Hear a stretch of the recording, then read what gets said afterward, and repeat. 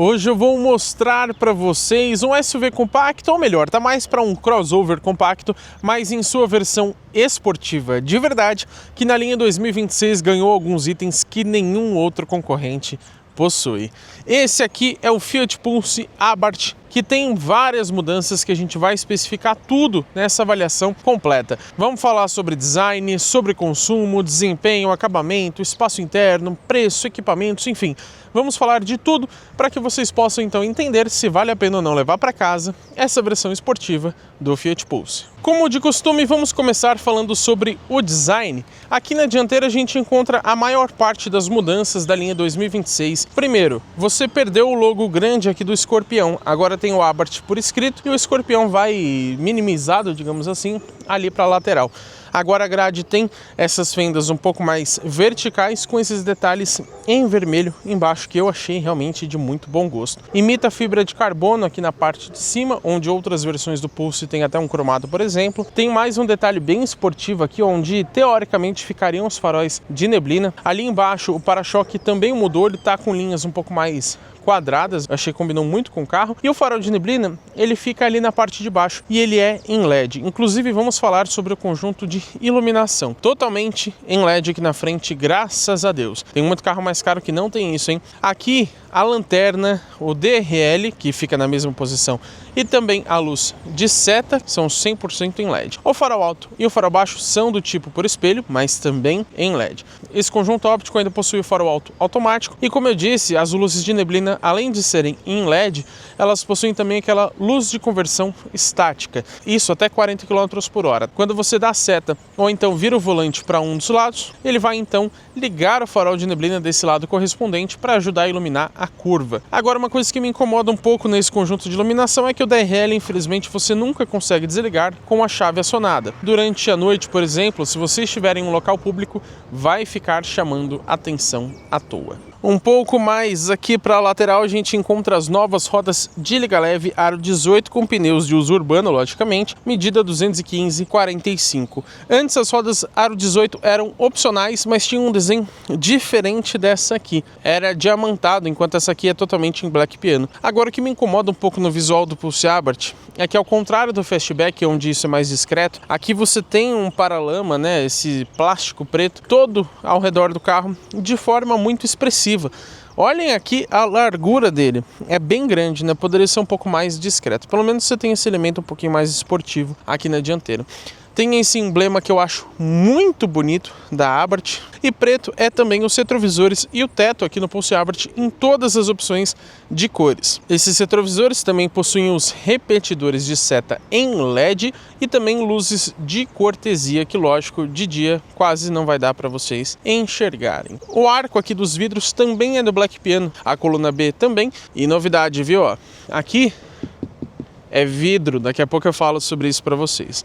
A maçaneta é na cor da carroceria. Já quando olhamos aqui de traseira, percebemos também uma mudança no visual em relação às outras versões, mas em relação à linha 2025 praticamente nada mudou. Continua com esse para-choque bastante esportivo, ele realmente é bem diferente da versão tradicional. Tem saída dupla de escapamento, depois a gente vai falar sobre o ronco desse escapamento, porque não é normal não, viu? Tem o logo Pulse aqui do lado esquerdo, o turbo 270 relativo à motorização, que a gente já fala para vocês também, e ao invés do símbolo da Fiat, aqui você tem o Abarth por escrito também.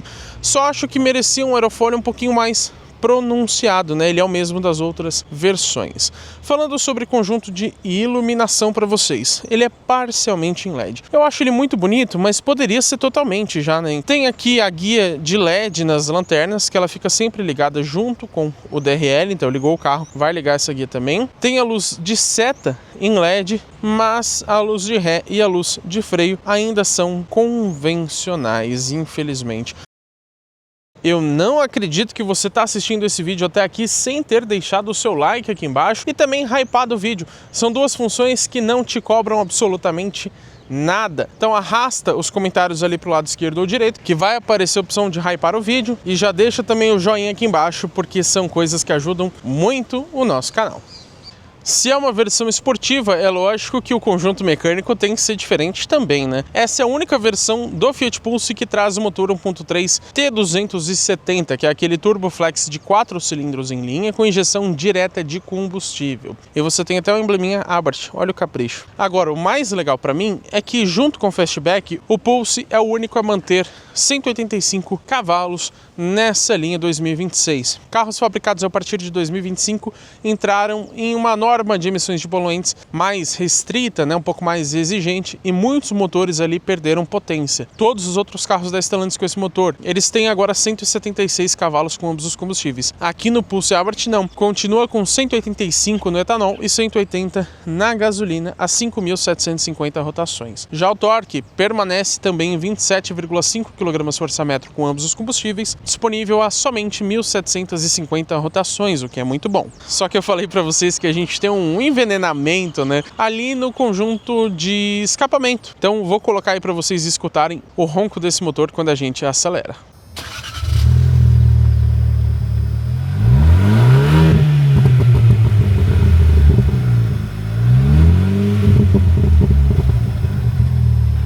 Esse conjunto mecânico também é composto pela transmissão automática convencional de 6 velocidades. A tração, lógico, nesse caso aqui é somente dianteiro, mas seria muito legal um Pulse com tração nas 4 rodas, hein? Vamos falar agora sobre o peso desse carro. Logicamente é a versão mais pesada do Fiat Pulse, que tem 1.293 quilos. Agora, o que me decepciona mesmo, na verdade, é a capacidade de reboque, que apesar de ser de 400 quilos lá no Fastback, aqui no Pulse não é permitido. Versão esportiva tem que ter bom desempenho.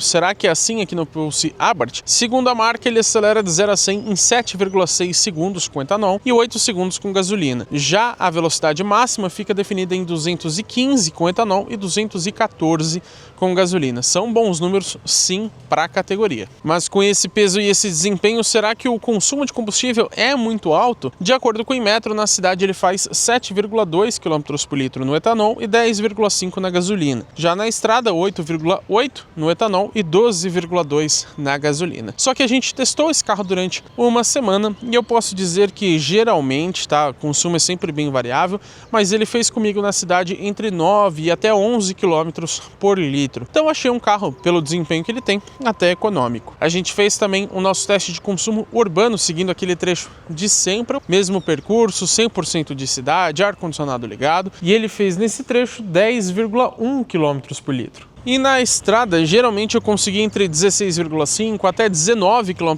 por litro com esse carro, claro, em condições um pouquinho mais favoráveis. Inclusive no nosso vídeo de viagem, no nosso trecho padrão, ele fez também com ar-condicionado ligado, 17,9 km por litro na gasolina. Agora o que decepciona é a autonomia desse carro. Por mais que ele não seja assim muito gastão, ele tem somente 45 litros. Inclusive é menos do que os 47 que ele tinha anteriormente, justamente porque fizeram mudanças em relação a essas normas de emissões de poluentes. Aproveito esse momento mais técnico para a gente falar sobre a suspensão. Aqui na dianteira é independente do tipo McPherson e na traseira é o convencional eixo de torção. Seria legal uma suspensão independente para esse carro, né? Agora, os freios a disco são só na frente, aqui é um ponto polêmico, né?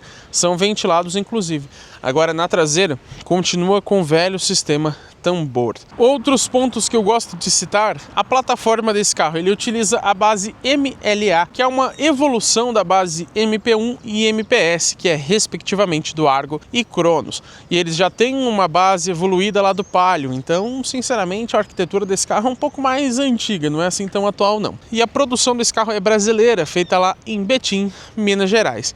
Tinha que ser, né, uai? Aproveito que o Pulse Abarth está aqui de lado para a gente falar sobre as dimensões desse carro. Vou fazer, como sempre, um comparativo com outros dois modelos para a gente entender o quanto ele é grande ou pequeno. Dessa vez eu escolhi o Jeep Renegade, que é um SUV que tem esse mesmo conjunto mecânico, e também o rival mais próximo desse carro, que é o Volkswagen Nivus GTS. Aqui a gente tem de comprimento 4,13 metros no Pulse, 4,27 no Renegade e 4,27 também lá no Nivus. De largura, praticamente 1,78 no Pulse Abarth, ou então 1,99 se você considerar também os retrovisores, enquanto o Renegade tem 1,80 e o Nivus 1,76. De altura são 1,55 praticamente aqui no Pulse, 1,70 no Renegade, ele é bem mais alto, e o Nivus tem 1,50, um pouco mais baixo. De entre-eixos, aqui decepciona também, somente 2,53 no Pulse, 2,57 no Renegade e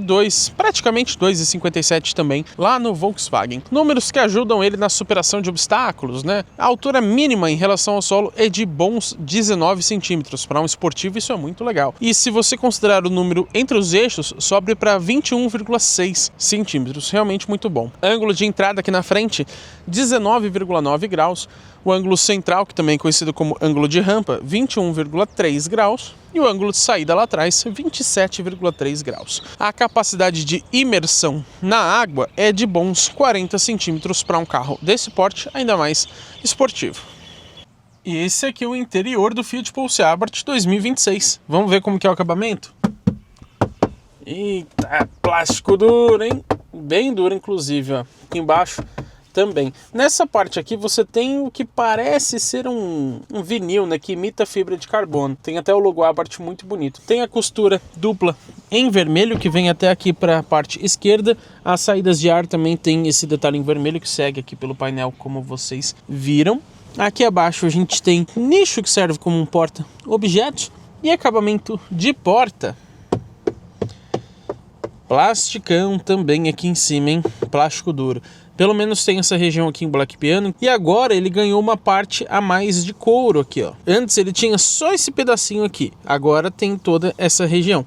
Eu preferiria aqui em cima ser em couro do que essa parte, mas tudo bem. E aqui no comando dos retrovisores eu destaco que eles têm um rebatimento elétrico e tem também a função tilt down quando você engata a ré, ele abaixa o espelho direito. Aqui abaixo, ó, plástico duro também, tá, pessoal? Saída gigantesca aqui de alto-falante com relevo diferente, mas o que me decepciona nessa porta é esse espaço aqui embaixo, ou essa falta de espaço. E o porta-copos ou porta-garrafas, ele é minúsculo. Essa aqui, por exemplo, tem só 500 ml e vocês podem ver que ela não entra aqui. Aqui abaixo a gente tem uma soleirinha que na verdade é só um adesivo, né? Pick Your Poison, que é libere seu veneno, se eu não me engano. Tem esse detalhe aqui que parece que rachou, mas ele é normal. Os tapetes são exclusivos Abarth também, possuem essas travas aqui para te ajudar. E apesar de sujas, as pedaleiras ali também tem um acabamento exclusivo. Agora olha uma novidade da linha 2026 que é muito legal, hein?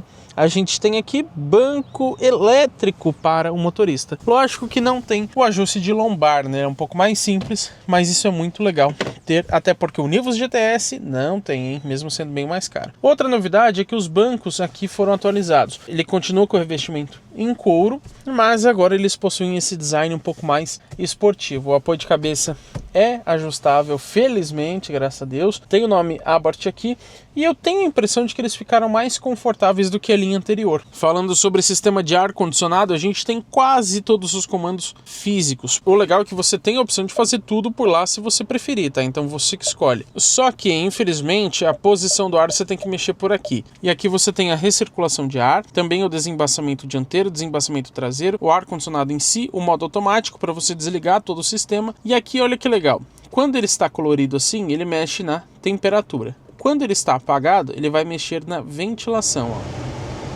Ele é digital, porém de uma zona só, tá? Acho que já poderia ser por esse preço Dual Zone. Seguindo aqui pelo console, os outros botões, a gente tem comando físico para o volume ou para você desligar a central multimídia, por exemplo. Controles de tração e estabilidade para desligar os sensores de estacionamento, para desligar o assistente de faixa, pisca-alerta, lógico, né? Aqui o aviso do airbag do passageiro. A trava do carro, quando tá vermelho, é porque tem alguma porta destravada, tá, pessoal? Aqui para você desligar a tela da central multimídia, mas continuar com o áudio e para mutar rapidamente o som. Mas aqui abaixo a gente encontra um carregador de celular por indução ventilado. O problema é que você não pode desligar esse carregador, tá? Então esse porta-objetos aqui você perde. Tem aqui duas entradas USB iluminadas, uma delas é do tipo C. Aqui a alavanca de transmissão que a gente já bem conhece de praticamente todos os Stellantis. Tem o acabamento cromado em volta, tem a opção de trocas manuais e aqui o símbolo do escorpião. Mais para trás, outra coisa que o Nivus GTS não tem, que é o freio de estacionamento eletrônico, incluindo a função Auto Hold. Eu deixei a garrafa aqui, ó,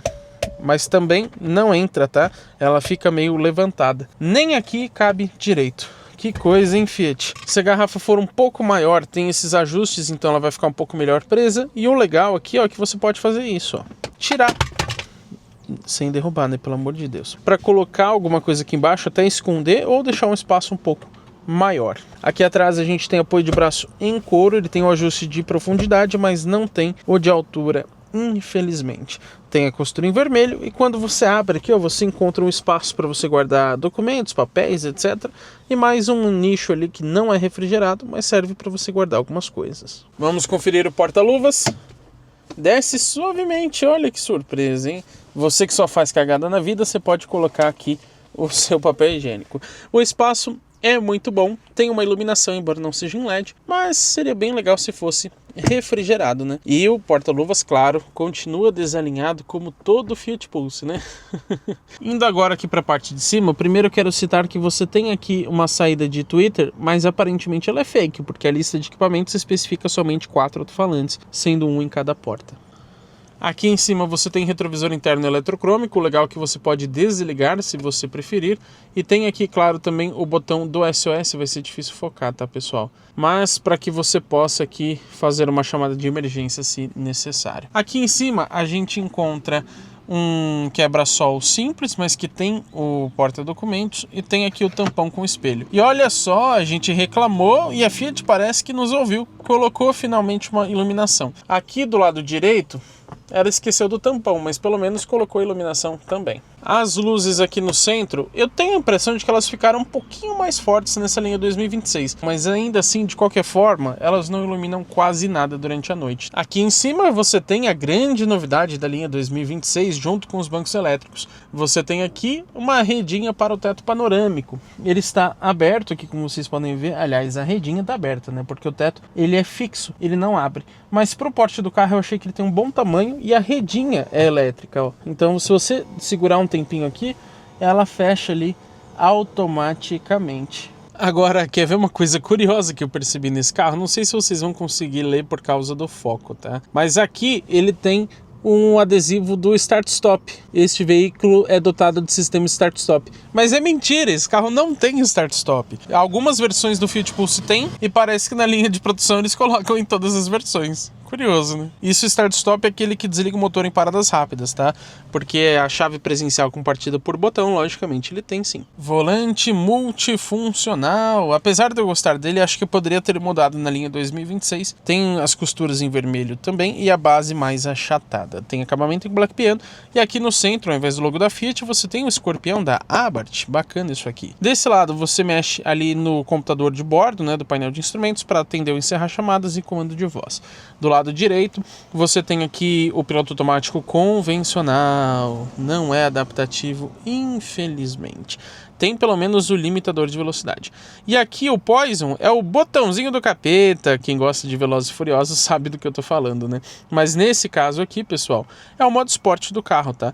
Chama Poison porque é o veneno do escorpião. Tem pedal shifts, caso vocês queiram fazer trocas de marcha manuais. Aqui você encontra na haste de seta a opção, inclusive, de farol automático. Tem farol de neblina dianteiro também, mas a alavanca de seta é meio molenga como todo Fiat. E aqui do lado direito, você não tem exatamente um botão para o sensor de chuva.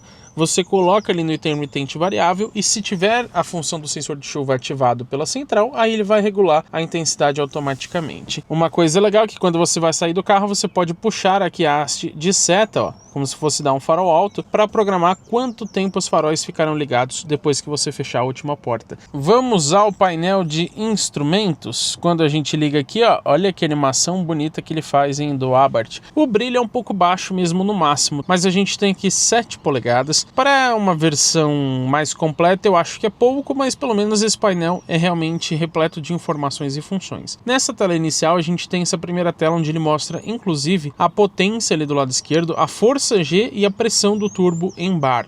Agora você tem um modo um pouco mais convencional, se você preferir, onde ele fica uma informação aqui também do lado direito. Dando mais um toque para a direita, você ainda encontra o econômetro. E reparem que essas luzes interativas ali laterais também vão se alterando conforme o modo que você escolher. Você também pode desligar isso se você preferir. Um toque para baixo, a gente encontra aqui os trips de consumo. O primeiro é o percurso A, depois você tem o percurso B, aí você pode criar, caso não esteja criado ainda, o percurso C, o percurso D, ainda tem uma média desde o abastecimento, que ele reseta sozinho, E por último ainda um histórico das últimas médias em trechos de 20 km. A única coisa que me incomoda é que o tempo e a velocidade média ficam se alterando mesmo com o motor desligado, caso a chave esteja acionada, que não faz sentido já que o motor nem está ligado, mas tá bom, né? Aqui para baixo a gente encontra a aba de assistências à direção, né, de permanência em faixa, etc. A pressão dos pneus você pode resetar aqui quando você calibrar. E aqui é quanto tempo falta para a revisão e odômetro total. Mais um toque para baixo você encontra a opção de colocar um alerta de velocidade ou desligar o airbag do passageiro. Mais um toque para baixo, aqui a gente tem configurações. Na tela principal você pode alterar esses atalhos. Se você não fizer nada, ele vai explicar para você do que se trata. Então aqui no principal a gente pode deixar ali no canto superior direito consumo médio A, consumo médio B, consumo médio C, consumo médio D, também a hora, a data, o odômetro, temperatura externa, pode deixar vazio, sem nada, a autonomia e volta aqui para o consumo médio A. Por outro lado, a gente mexe também, por exemplo, nessa parte lateral direita. Esse aqui mexe ali embaixo, na esquerda. E esse aqui você pode também trocar a parte ali do odômetro. E aqui você pode ligar ou desligar os títulos, então você pode deixar só as informações sem explicar o que é cada uma. Na parte de iluminação a gente pode perceber que já está com brilho máximo e mesmo assim ainda é um pouco baixo. As luzes interativas são aquelas laterais, o que você pode também desligar se você preferir. Em sons você coloca o volume dos alertas, você pode deixar baixo, médio ou alto. E aqui você volta para as configurações iniciais do painel. Mais um toque para baixo, você volta ali para a tela principal. Realmente muito completo, tá? Tem bem mais informações do que muitos painéis bem maiores do que esse de 7 polegadas. Agora vamos mostrar para vocês o que muda no modo Poison. Quando a gente clica aqui, ele já fica as luzes interativas em vermelho, traz o Poison do lado aqui da marcha que está engatada. Inclusive ele mostra qual marcha que está engatada mesmo no modo convencional, tá? Se é a primeira, segunda, terceira, quarta, quinta ou sexta marcha. Voltei aqui pro lado de fora para a gente falar sobre a chave presencial. Ela também não tem o logo Fiat, sim o Abarth. Funções, tem aqui travamento e destravamento das portas, destravamento do porta-malas, lógico que ele não abre eletricamente, partida remota do motor e também o botão de sinalização para ele acionar luzes e buzina. Mas o legal é o seguinte, a chave é presencial, então ela está no meu bolso. O carro está aberto. Quando eu clico aqui, você tem isso nas duas maçanetas dianteiras, ele vai automaticamente fechar todos os vidros e depois de um tempinho ele também rebate os retrovisores, caso você tenha deixado essa opção ativada. Para destravar o carro, só colocar a mão aqui em uma das duas maçanetas dianteiras. E a gente pode ver ali até a presença ali da luz, né, que fica embaixo ali do retrovisor. Agora, quando o carro está trancado, se você segurar aqui o botão de abertura, ele vai aqui abrir os vidros. E você não precisa segurar até o final, tá? Ele abre automaticamente. Ao invés de eu citar aqui todos os equipamentos para vocês, para ficar mais prático, eu vou deixar aqui na descrição a lista completa para vocês verem. Mas é claro que eu vou citar aqui a central multimídia. Ela tem aquele sistema Uconnect que a gente já bem conhece, uma tela de 10,1 polegadas e conexão sem fio para Android Auto e Apple CarPlay. Tem também GPS nativo que funciona muito bem, inclusive 4 entradas USB, sendo 2 delas do tipo C. Tem também o sistema de conectividade inteligente da Fiat, que é o Fiat Connect Me, onde você pode fazer diversas operações remotas através ali do seu smartphone. Você pode colocar, por exemplo, um limite de perímetro, então quando passar desse limite ele vai te alertar no celular, um limite de velocidade. Quando alguém tentar roubar o carro você vai ser alertado também, e etc. E você tem também a possibilidade de criar perfis. Então, por exemplo, eu criei aqui o GT Autos e a gente consegue então colocar várias configurações atreladas ao perfil, para toda vez que você trocar de motorista, você não precisar ficar mexendo nas configurações individualmente. Você vem aqui e só troca o perfil. Tem também um modo de estacionamento, onde ele vai bloquear a central para o manobrista não ficar mexendo nela, por exemplo. O sistema aqui é bem rápido, você pode inclusive acessar a câmera de ré mesmo sem acionar a ré. Ela tem linhas de guias dinâmicas, então mexendo no volante vira aqui também. A qualidade é mediana, tá? Poderia ser um pouco melhor, mas pelo menos ela fica bem grande e tem ainda a opção de zoom para você ver bem pertinho do para-choque. E a qualidade aqui da central multimídia eu acho realmente uma boa definição. Você pode também habilitar um hotspot Wi-Fi, que seria para você distribuir, né, para um Wi-Fi do carro, enfim, para aumentar o sinal do 4G, etc. Agora, o que me decepciona um pouco é que ela tem somente 4 alto-falantes, de acordo com a ficha técnica desse carro. Falta então os tweeters. A qualidade sonora não é ruim, tá? É mediana. mas poderia ser melhor pelo preço do carro. Um dos pontos que mais importa em todo carro que é o seu preço. Quanto custa o Fiat Pulse Abarth? Na linha 2026, R$ 157.990. Pelo menos, como as rodas de liga leve Euro 18 agora são de série, você não tem mais opcionais para esse carro, somente as pinturas, né? Então nas sólidas você tem a preto Vulcano, que é a única gratuita, o branco Banquisa e também o vermelho Monte Carlo, cada uma por R$ 990. E tem o que a Fiat chama de especial, que na verdade é sólida também, que é a cinza Strato, que você paga R$ 1.490. Inclusive é essa cor aqui que estamos testando. Mas vocês viram que não tem cores metálicas e nem perolizadas para esse carro, sendo a versão mais completa, com um desenho mais bonito, né, esportivo. Como que a Fiat me faz essa mancada em Fiat?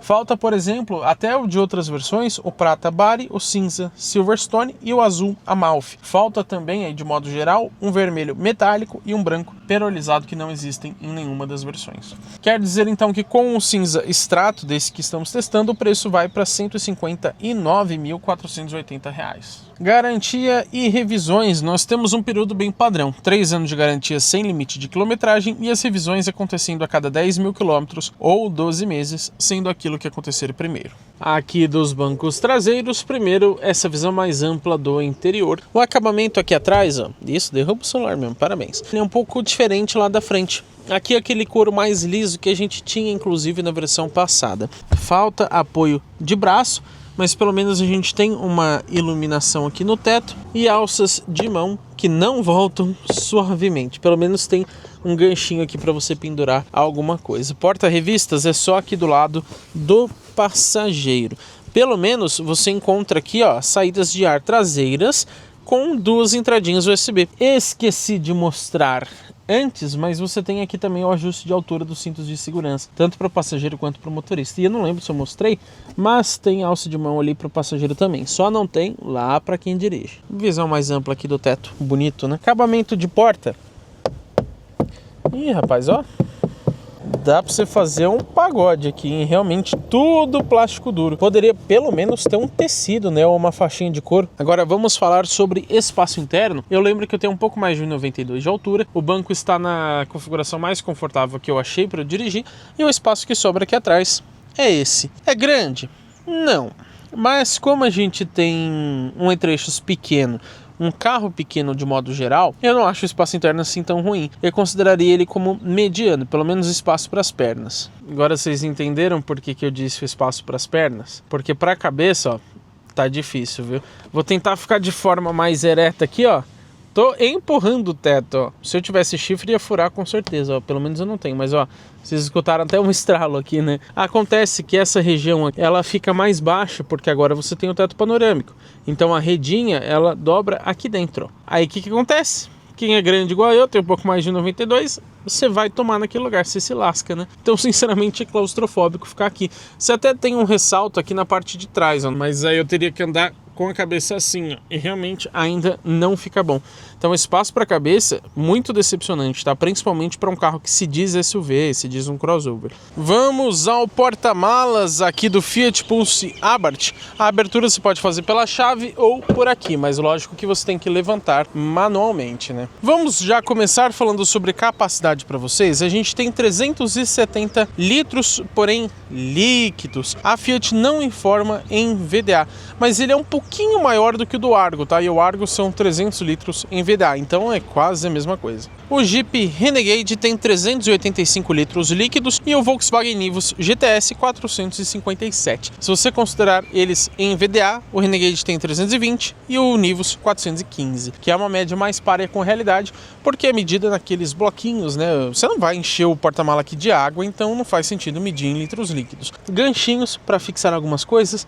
Tem aqui também para colocar uma sacola, aqui do lado direito também, e aqui tem uma iluminação, embora não seja em LED. Pelo menos os bancos são bipartidos, e quando a gente levanta aqui essa parte de baixo, a gente encontra um step do tipo temporário, medida 125/80, aro 16. As rodas originais são aro 18. Para fechar o porta-mala, só puxar aqui e eu aposto que o tampa-placa vai cair. Quer ver? Ah lá, falei para vocês. Vamos começar aqui o nosso test drive. Primeira coisa, eu gosto desse volante, viu? A pegada dele é bem interessante. Você tem um couro micro perfurado aqui na parte lateral e deixa realmente uma empunhadura interessante para esse carro. Falando sobre a calibração da direção, ela é muito bem acertada ao meu ver. Por quê? Você tem aqui um acerto um pouco mais durinho do que a versão convencional, as versões convencionais, né, do Fiat Pulse, mas não chega a ser dura, muito longe disso. Aqui na cidade, ó, você ainda tem uma direção consideravelmente leve. Agora, o que me incomoda um pouquinho é que esse freio aqui é um pouco mais sensível. Não é extremamente, tá? Mas ele é mais do que as versões convencionais. E às vezes uma encostadinha mais que você dá no freio, ó, ele já freia um freio, já freia um quase que não sai. Ele já freia um pouco mais forte, não, um pouco mais agressivo. Poderia ter uma mudança em relação, por exemplo, ao modo de condução. Ele ser mais sensível só no modo Poison, por exemplo, ou ter um modo Eco, onde deixaria ele menos sensível, enfim. Vamos lá ao nosso ponto aqui para testar a dinâmica e já liguei até o modo Poison. Isso para deixar a direção um pouquinho mais durinha, a gente percebe que ela fica um pouco mais rígida mesmo. Vamos descer mais rápido aqui para testar a dinâmica. Ó, o que eu posso dizer para vocês, hein? Acho que eu até bati um pouquinho ali na câmera. Mas a gente tem o seguinte, não é uma dinâmica assim muito boa, mas ela é boa. Deu para entender? Não é assim um super destaque desse carro. Eu acho até que alguns Volkswagen, por exemplo, conseguem uma dinâmica um pouco melhor, mas ainda é bem interessante. Passei aqui a 8 km por hora mais ou menos com bastante tranquilidade na valeta, porque também você tem quase 20 centímetros de vão livre de altura mínima em relação ao solo, tá? Então outra valeta aqui, ó, passei aqui a 13 km por hora também de forma muito tranquila. Sobre a dinâmica, só complementando, eu acho que poderia ser até um pouquinho melhor, considerando ser um carro esportivo. Mas você tem aqui uma suspensão um pouquinho mais baixa e consideravelmente mais firme do que nas outras versões, o que deixa o carro com uma dinâmica melhor.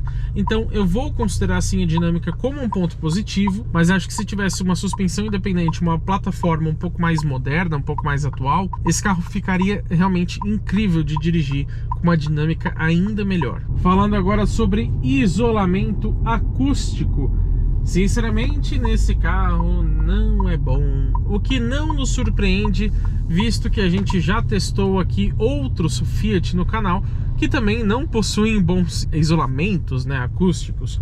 E como eu disse para vocês, esse carro ele tem uma plataforma que é derivada ali do Argo e do Cronos. O Argo e o Cronos, eles possuem plataformas derivadas lá do Palio. Ou seja, é uma plataforma mais antiga, uma base um pouco mais arcaica. Lógico, foi passando por mudanças e atualizações, mas como não é uma plataforma exatamente criada do zero, não é nova, você tem resquícios de uma base mais velha. Principalmente na estrada em velocidades mais altas, você escuta muito ali o barulho de vento entrando aqui na cabine. Pessoal, vamos aqui ao nosso teste de desempenho, praticamente um 0 a 100. Eu já coloquei no modo Poison e dei um clique aqui nos controles de tração e estabilidade. Vamos lá, ó, vamos sair mais forte aqui, saindo. Ó, até deu uma distracionada aqui, hein? Foi bem, 70, 80, 90, 100, 110, 120. A garrafa até voou pra frente aqui, porque eu pisei mais forte no freio. E não freia ruim não, tá, pessoal? Apesar de ter freio a tambor ali na traseira, você não tem muito problema com isso. Vou dizer pra vocês que o desempenho é bastante interessante, é realmente um diferencial deste carro. Ele não é surpreendente, tá? Você tem outros carros nessa categoria que tem um desempenho bom também, mas ainda assim é um destaque aqui do Fiat Pulse Abarth, com certeza. Vou falar um pouquinho mais sobre como é dirigir esse carro. E eu primeiro começo falando aqui do modo Poison. Quando a gente ativa ele, ó, você já percebeu que a rotação subiu um pouco, né?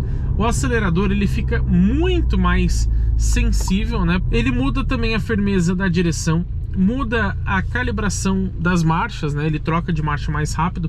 Ele também acaba mudando o ronco do escapamento, mas não diretamente, tá? Como ele muda ali a calibração do motor, né? Ele fica com rotações mais altas e tudo mais, você acaba percebendo com mais evidência o ronco ali do escapamento. Outra mudança que a gente tem aqui no modo Poison é que ele deixa os controles de tração e estabilidade um pouco mais permissivos. E a Fiat diz que esse carro tem o que ela chama de Sport Plus, que seria um modo mais avançado ali do Poison. Como que você faz isso? Você clica aqui no Poison para ativar e dá um clique ali no botão de desligar o controle de tração e estabilidade. Aí ele entra como se fosse nesse modo Sport Plus. Só que ele nem aparece no painel esse nome, nem nada disso. É basicamente o modo Poison com o controle de tração e estabilidade desligado. E se você abusar muito, ele vai entrar um pouco sim para corrigir a sua trajetória ou a tração do carro. Ele não desliga 100%. E o legal é que esse modo Poison, ele realmente muda bastante o carro. Você está aqui dirigindo de forma tranquila, você fala, a partir de agora eu quero um carro realmente mais esportivo. Então você liga o Poison e você percebe uma mudança bem clara no comportamento do carro. Isso é muito bacana, isso é muito legal mesmo. Sinceramente, dirigir o Pulse Abarth é um ponto realmente muito legal. Para quem gosta desse DNA um pouco mais esportivo, esse carro vai te atender muito bem. Agora tem uma coisa que incomoda, principalmente quem gosta dessa pegada mais esportiva, quem é mais gearhead, quem é maluco por carro igual a gente é, que é a posição de dirigir. O carro é esportivo, tem bancos esportivos, tem a calibração de freio, tem de suspensão, tem de tudo, mas a posição de dirigir, parece que eles esqueceram. Ela ainda é muito alta, mesmo com o banco no máximo para baixo. Isso pelo menos para mim, que tenho 1,92, quase 1,93 de altura. Se você for menor, pode ser que você não sinta essa questão, esse problema. Falando sobre suspensão, ó, ela é consideravelmente mais rígida do que nas outras versões, mas ela não é dura, ela está longe disso. Então, lógico, você vai balançar e vibrar um pouquinho mais do que em outras versões, em alguns buracos, desníveis ou algo nesse sentido. Ó, você percebe que ele é mais duro, mas longe de ser desconfortável. Então eu achei que o acerto aqui da Fiat foi muito bom também. Mas e aí, vale a pena ou não você levar para casa o Fiat Pulse Abarth? Como pontos positivos, eu posso citar para vocês o desempenho, o prazer ao dirigir, a iluminação dianteira, a lista de equipamentos, a dinâmica, a esportividade, o painel de instrumentos, a central multimídia e o custo-benefício. Pontos medianos, vou falar sobre a iluminação traseira, o acabamento, também o consumo eu acho intermediário, para um carro com esse desempenho ele é até bom, o conforto da mesma forma, o espaço interno, embora para a cabeça o espaço seja bem ruim, e também o sistema de som. Agora pontos negativos do Pulse Abarth: posição de dirigir, como eu disse para vocês, não é condizente com carro esportivo. Também o isolamento acústico deixa muito a desejar. O porta-malas, que é bem pequeno. A capacidade do tanque, ou autonomia, né, que dá na mesma. Pinturas, você tem pouquíssimas cores, nenhuma metálica, nenhuma perolizada. Isso é bem triste, não tem vermelho, não tem azul. Também cito a segurança e as assistências à condução, porque ele tem poucos recursos nesse sentido. E aqui alguns equipamentos que eu senti falta: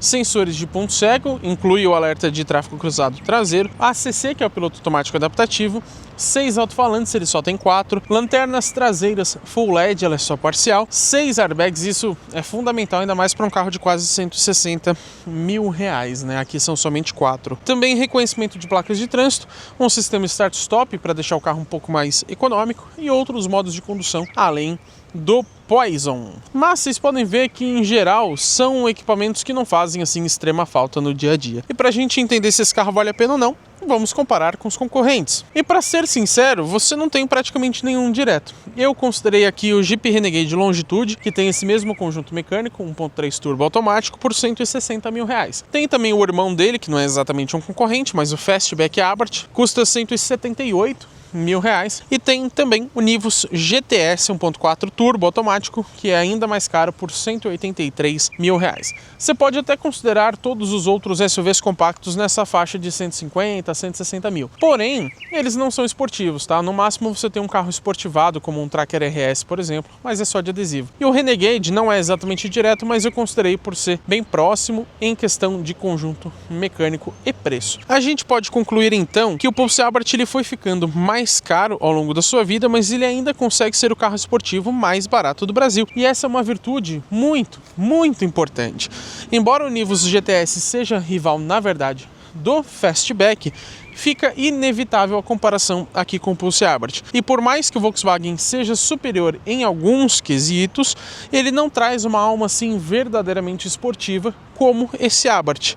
E ele custa bem mais, como vocês viram, né? Se você não liga muito para a esportividade, certamente não vale a pena o Pulse Abarth para um uso convencional. Porém, se você gosta de um DNA esportivo, pode comprar o Pulse Abarth e ser feliz, pois ele tem o melhor custo-benefício atualmente entre os carros verdadeiramente esportivos. Dentro de uma categoria de entrada, mas é esportivo de fato e não fake só de adesivo, como alguns rivais.